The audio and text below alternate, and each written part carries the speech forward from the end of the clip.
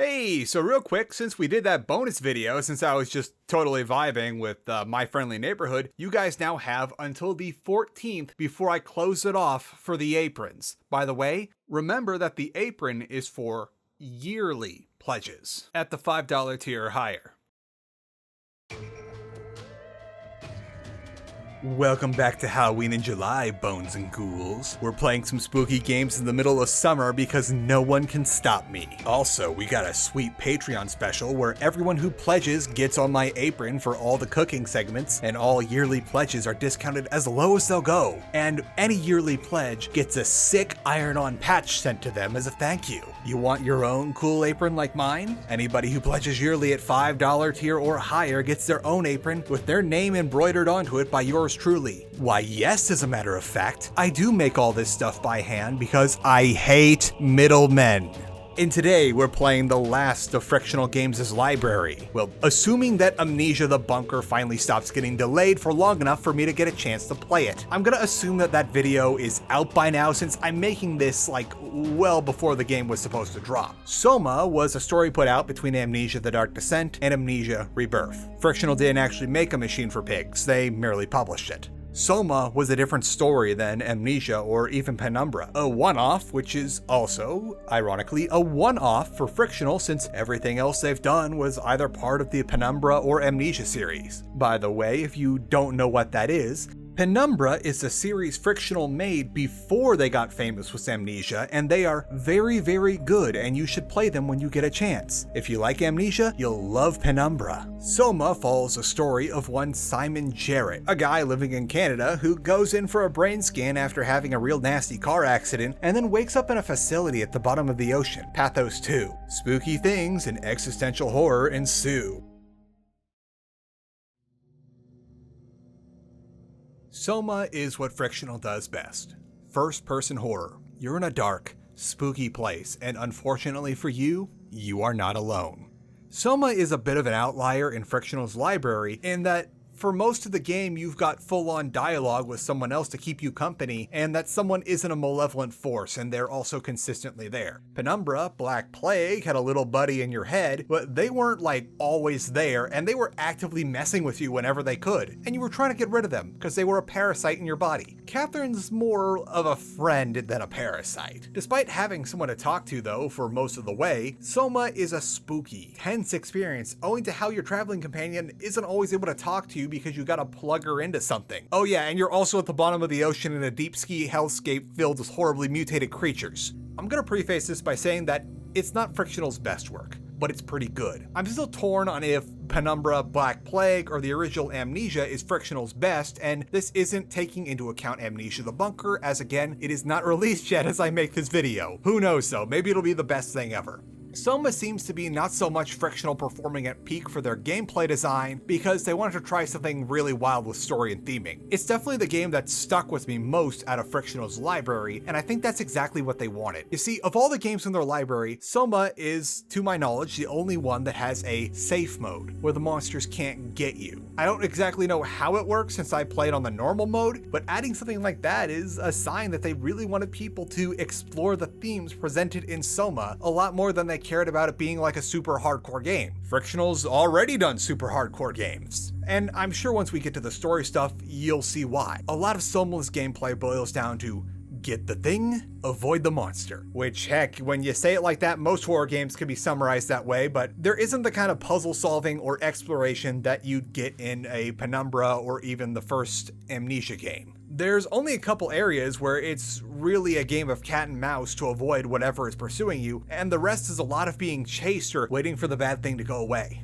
The monsters are pretty freaky, but even with Big Boy mode on, I never died to one that wasn't in a scripted spot because the game is very linear and very generous with its health pickups. Perhaps this is also because in a first for a Frictional horror title, Soma gives you one down before you're dead. If a bad thing gets you, they'll knock you on your butt and then wander off assuming you're dead despite you nearly being knocked unconscious for a bit. It's not like just getting up like nothing happened though. When you come to, you'll move with a noticeable limp and be much slower power until you find a chance to heal. Sometimes you'll be in an area where you're just getting a thing and getting the hell out, so a single boo-boo isn't so bad so long as you didn't hit up the WoW before you came in. But other times you're going to need to go into an area, do a thing while eluding the nasty thing that's in the area, but then you have to wait for the thing you're doing to finish up before you can retrieve the end product, and that's where things will get spicy in Soma. It's a nice remix of what we did in the first Amnesia while still being arguably fundamentally the same, if a little bit streamlined. And of course, it's not a Frictional game without some puzzles. I noticed that a good number of them are some variant of the Switch puzzle, but Soma does something else that none of the other games they've done were really able to do: an ethical dilemma puzzle. These are puzzles that are seemingly straightforward until you get to the issue that someone innocent has to die in order for them to be completed. Sometimes the game makes it easy for you, sometimes your hand is forced. These are pretty intense so long as you suspend your disbelief, but there's like one puzzle in the game that's actually challenging, which, don't worry, there are plenty of guides on how to do it, or an outright solution labeled as that puzzle in the Steam guides, but if I could figure it out on my first try without needing to look it up, I think your chances are good.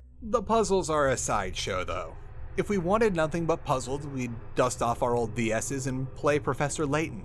We're here for the spookies. Soma's got the spookies, that atmosphere, that darkness, that existential horror, and those freaky monsters. Soma does not skimp on the freaky monsters, and if anything, it's got the most variety in freaky monsters out of all the Frictional games. Again, not counting the bunker, because at the current time which this was made, it wasn't out yet, which cut me some slack here. This game was supposed to come out like months before I intended on making this video, but I guess that wasn't the plan after all.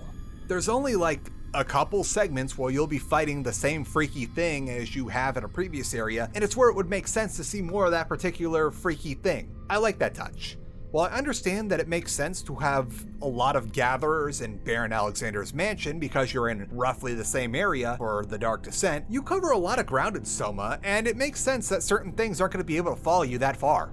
Frictional went all out on these things, and holy shit, are some of them horrifying. I love how each monster acts differently too. Some are just dumb schmucks you can sneak around, some are effectively blind but hear very, very well to the point that toggling your flashlight can get them to know where you are, and some actively fear the light while others are just completely unpredictable. You'll want to run like hell, but guess what? A good number of these things are faster than you. Have fun with that. And it also wouldn't be a Frictional game without this being dark. Like dark.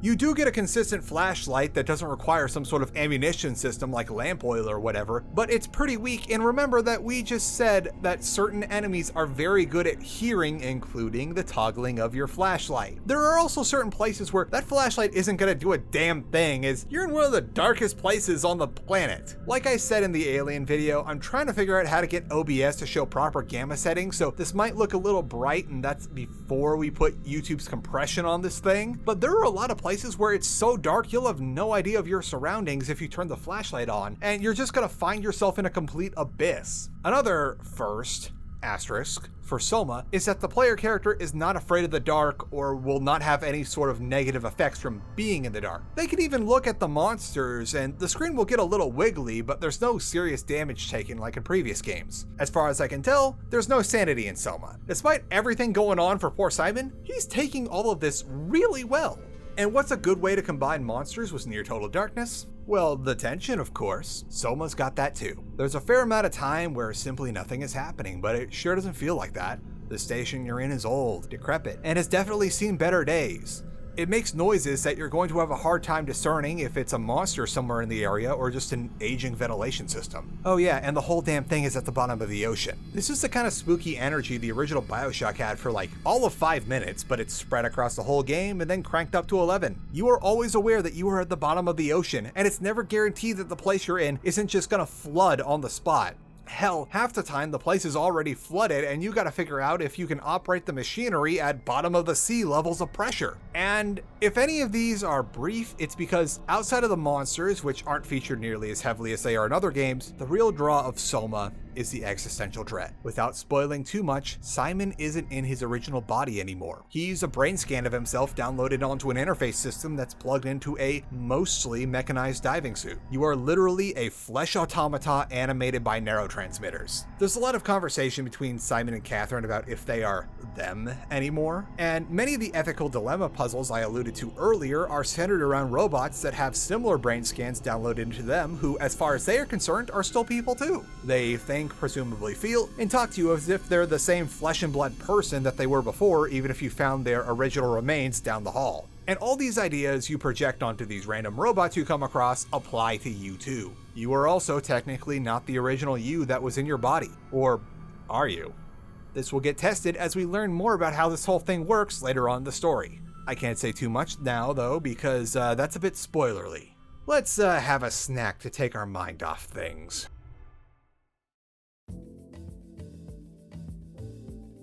Time for one last cooking segment this spooky summer. Don't forget to take advantage of the Patreon specials and maybe even get your own patron apron if you're feeling generous. We're gonna do an American classic today, meatloaf. It's tasty, it's filling, and it helps children grow big and strong. Meatloaf is, well, a loaf of meat, usually beef. Prepping it is also as simple as prepping dough for a loaf of bread, except that instead of flour, you're working with meat. Now, of course you're gonna want the meat, but we also need some stuff that acts to give the loaf structure and more flavor. A lot of folks like simply using some packets of onion soup and maybe a can of cream of mushroom soup. Heck, I even got a copy of this old recipe here from my mom's cookbook showing me an old recipe that was basically doing just that and calling it a day. However, we have picked up some skills from the previous videos, and I say we stick to the fresh stuff. Our enhancers are going to be some panko crumbs, a diced onion, and some beaten eggs, which always work wonders for not only flavoring the meat, but giving it a good structure, making sure it holds its shape. The onion also has a nice benefit of lending its juiciness to the loaf so it doesn't dry out while we're cooking it. Get all that stuff prepped, which is basically just dice the onion and then just pour everything else into the bowl with the meat, and then just add in your seasonings and mix it all together.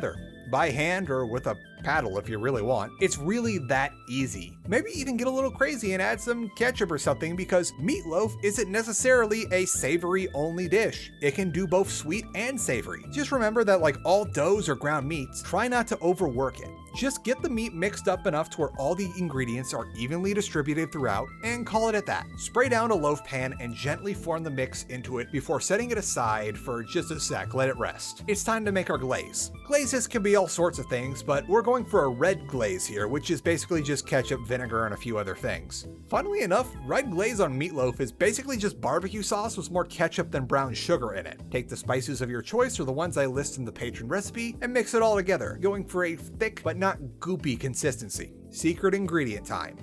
Now, most red glazes have a bit of mustard in them, but my wife doesn't like mustard, so I make do. A good replacement for mustard's sharp flavor in a red glaze is pickle juice, of all things. I initially went out and bought these here, the buttery flavored spears, but when I tried one I wasn't into it, but shockingly the buttery flavor of the juice on top of its natural pickliness is exactly what a red glaze is in need of. Now just add a little bit into the mix, stir it well, and then put a layer on top of the loaf before we toss it into the oven. Baking time. Now preheat your oven to 350 degrees of freedom heat units, and then if you're gonna make them, prep your potatoes now. Meatloaf goes well with baked potatoes, and conveniently they can bake at about the same temperature. Just as a refresher from the Alone in the Dark video, you prep your potatoes for baking by washing, patting them dry, poking some holes in them with a fork so that water can escape as the potato cooks, lightly covering with olive oil, and then liberally sprinkling some kosher salt or sea salt on the top of them. Put everything into the oven and set a timer for 30 minutes. Now, obviously there is no way this loaf is going to be done in 30 minutes. It's a big boy. The reason we've set the timer for that is because we're gonna cook it for a total of 90 minutes, but every half hour we're gonna pull the loaf out and add another layer of glaze onto the meatloaf. This is also a nice way to check up on your taters and pull them out before they get overdone too. You've got this. Part of the reason why we're ending on meatloaf is because while this dish we're making is its own thing, it has some of the techniques that we've learned in previous videos applied to a much fancier dish. That's what cooking is all about. You learn some basic skills, get comfortable with your flavors, and then you start experimenting and moving on to other things. Okay, loaf is done. It's been in there for at least 90 minutes. It's had a couple extra layers of glaze put on it, and most importantly, it temps out at least 165 freedom heat units because we don't want salmonella or worms. pull it out of the oven and let it rest for a bit while we prep our sides. The baked potatoes are easy enough. If you're feeling exhausted after a long day, you're totally able to just get away with putting some butter inside the bit in the middle and then just slapping a slice or two of cheddar on top. No judgments. As for some greens to go with our meat and starches, well, broccoli works great as always, but you can also try some Brussels sprouts pan-fried in bacon, or maybe just a simple salad. One of the best things about meatloaf is not just how hearty it is, but how it goes well with just about everything. Heck, you could even use the leftover as a sandwich filling. Between the spices and the glaze, it's a surprisingly sweet meat dish in a way that isn't overpowering, but if you really want, you can try and make the savory version by forgoing the glaze or the ketchup in the meat mix and instead trying some white or brown gravy over the top, and maybe put that cream of mushroom soup mixed in like the old recipe I showed you. Just go for it. I know you're up to the task. I want to thank you all for coming with me on this wild ride of cooking segments this year. I hope you're interested enough in what I do or the full recipes to consider pledging on the Patreon, and remember, we've got those aprons for anyone that pledges yearly at $5 or higher, and I've put that yearly discount as steep as it'll go. Now let's wrap up Soma.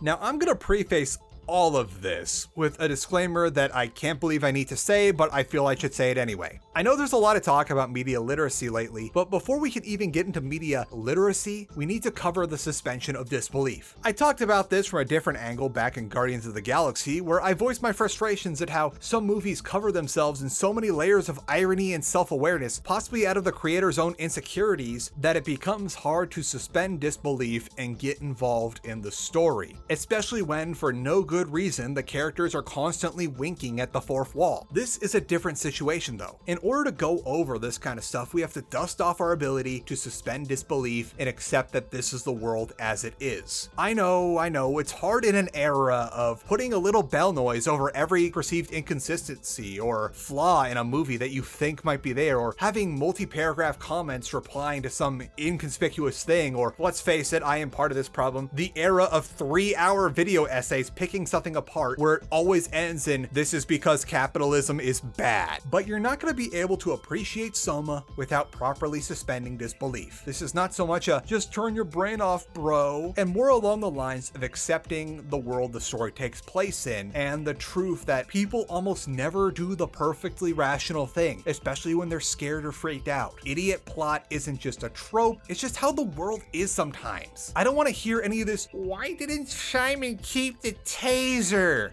crap. And I swear to God, if I see too much of this refusing to suspend disbelief in the name of nitpicking, we will do a Spec Ops The Line video in the near future, and neither you nor I will enjoy that experience. Now let's talk about what it means to be alive. Spoilers time. Like I mentioned earlier, Simon Jarrett is literally a flesh automata animated by neurotransmitters. Your traveling companion, Catherine, who herself is now little more than a net navi from Mega Man Battle Network series, was in charge of a project to take a bunch of brain scans turned programs and put them into something called the Ark after the world ended by meteor strike, as a way to preserve humanity through a grand simulation. It turns out this technology has been around in some respect for at least a while, and in the about 100 years since Simon went in for a brain scan following that car accident, he ended up becoming the brain scan equivalent of Hello World. Simon ended up dying shortly after the initial scans, and this was the doctor's way of trying to do something for him since all the treatments they had planned for him failed miserably. The original Simon Jarrett is, for all intents and purposes, dead. However, from our perspective, we went to the doctor's office, got the scan, and then just woke up on Pathos 2.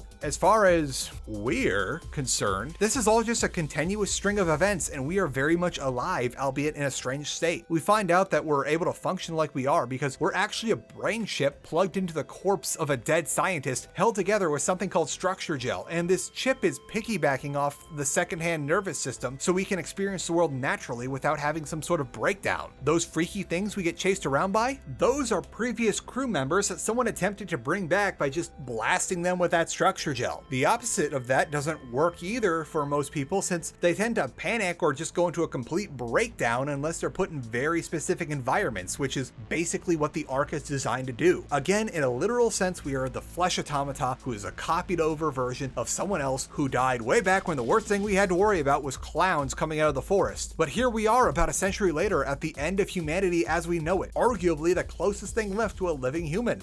In spite of everything that says otherwise, we're alive in this moment. We're not going along with Catherine's plan to rescue the Ark because of some sort of programming, but of our own free will, or something so close to it that there is no meaningful difference. We get weirded out when one of the robots starts talking to us like it was a normal person, and then when we know how this brain scan thing works, we're repulsed by the idea that we had to zap some guy to death who was just floating around the outskirts of a base doing maintenance because we needed his chips. Catherine might be just a weird looking chip plugged into our Omni tool, but she gets sad thinking about certain things and excited when we make progress at finding the Ark. Yeah, the original Catherine is most likely dead too, but her scan is right here with us, acting very much like an alive person who is sentient. And that brings us up to a strange situation. At a certain point, we need to download ourselves into another body because we need a high pressure suit to continue on, and there's no way our current, already pretty mangled body is going to get inside of one, and we're not going to find a way to get its current inhabitant out. We need to find all the parts to get a deep diving suit ready, and then we're there. But the original version of us that sat down in the transfer seat is still there too. Catherine refers to this as losing and winning the coin toss, and our perspective as a player instantly jumps to the so-called winner, but we know that coin toss is kind of a bad term for what happened. This is more of a rationalization, if anything. We Control-C, Control-V'd ourselves into a new body, and there's no way for us to be the Control-V in this situation in the same way that the original Simon Jarrett couldn't possibly be in this situation right now. The new us is alive in every way. We just talked about our original selves being alive, but that quote-unquote original is still there, and now we're in a bit of a situation. There's no way we can bring him along, since the whole reason we did this was because that body was incapable of progressing further, but he's still here. You're given the option to just hit the big off button on him or just leave him there to come to later on, and even though it's arguably the crueler thing to do,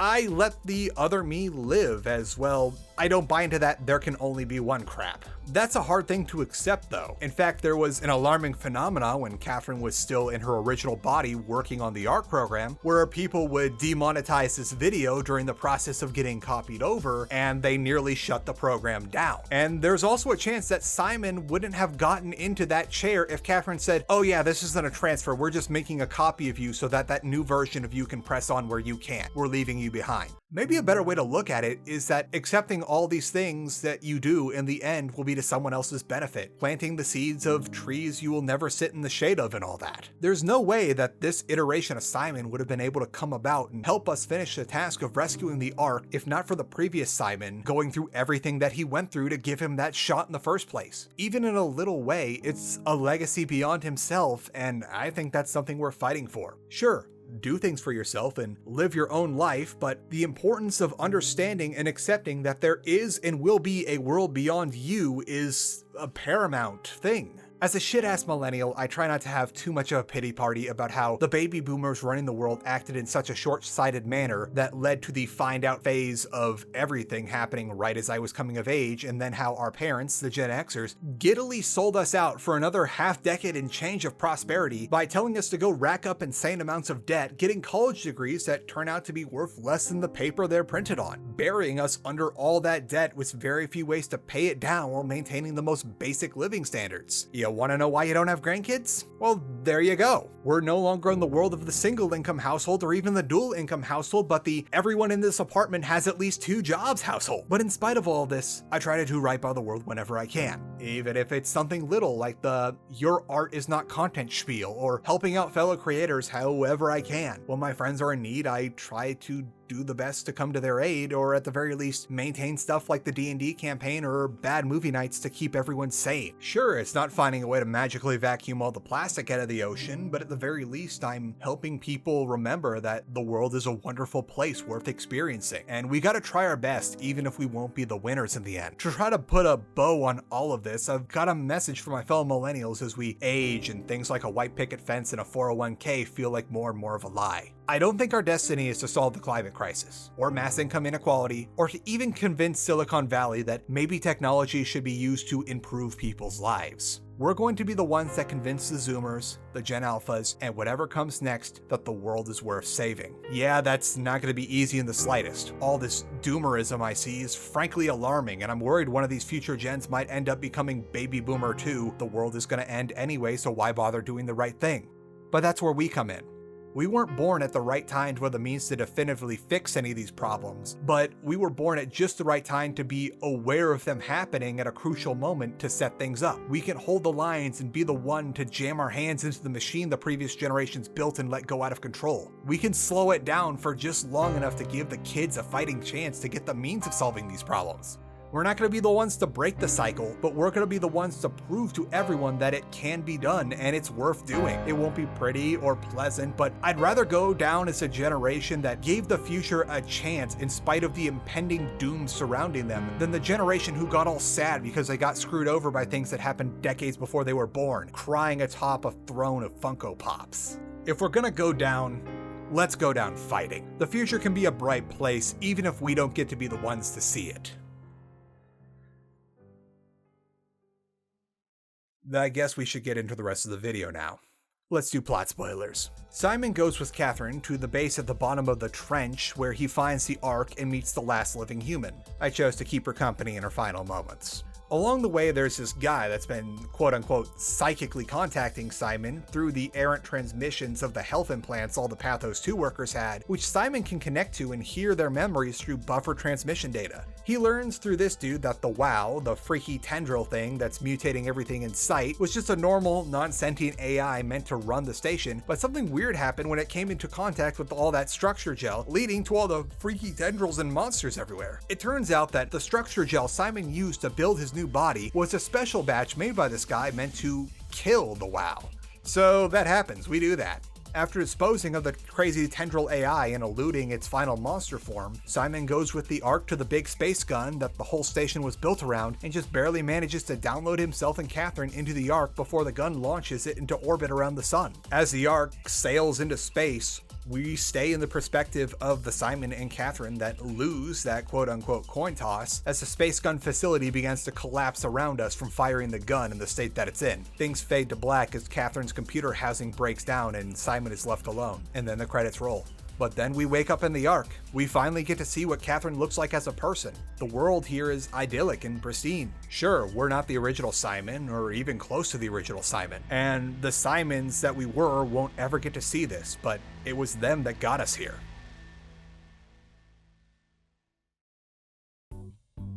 My final thoughts on Soma are that it's not nearly the best Frictional has done gameplay-wise, but it has a story to tell and ideas to present. Maybe pick it up on a sale and, after having a good spook, use it as a springboard for contemplating your own existence and the legacy you will create beyond your own self. It's a scary thing to do at first, but you'll get the hang of it. And that's it. That's another Halloween in July under the belt. Maybe next year we can do a cool theme again. Any ideas? As always, I want to thank you so much for watching, and don't forget about those Patreon incentives if you're able and willing. Now let's do our sign off. Remember that no matter who you are and what you do, what you create, or how you bring your passions into this world, what you do is art, not content. Content is a word that's been twisted into a meaningless reduction of all your efforts, passions, and ideals into a gray slop meant for nothing more than to make a line go up in someone's boardroom. Your art is better than that. Your art is inalienably a reflection of you by the means of its design, the process in which you created it, and the fact that it is yours. So fight for yourself by fighting for your art, because you're worth it. And in the meantime, stay saucy, everyone. Behold, we have a comforter boy. Because it's a little too hot to keep the comforter on at night, we just throw it aside. And the boy has set up shop here. Perhaps he will no longer try to steal my pillow, as he seems rather comfy on this comforter. And rather annoyed that I'm bugging him and I turned on the light. Look at this little boy all curled up into a little orb. I don't have any toys to play with him. I also just washed my hands before eating dinner, so it would not be wise to pet him as I am a clean boy myself. You're a clean boy. A very clean boy. Yeah, this is, I guess, the beginning and end of this little cat video, because we're not going to force Frisk to do something silly. If he is just enjoying himself on the comforter, being a comfy boy, who am I to interrupt him? More so than I already am. You enjoy your comforter, saucy boy. Comfy boy on the comforter. Toe beans on display. Just have it sit on the comforter on top of the bed because why not? He does look very comfy. I bet I can get a pet. Oh yeah. Oh no, he's up. That's a sad boy. I've ruined everything. Look at that. We've gone from toe beans to claws out. I want to see if you need grooming, little guy. I did just change out your scratcher, so hopefully that'll help you keep them claws short. Gonna touch the beans. Oh, I touched the beans. Gonna give you another pat. Ooh, do I get to be the clean boy? Can I have my... Oh, I cannot have my hand back. Sir, that's not a snack. You can't just snack on people's hands.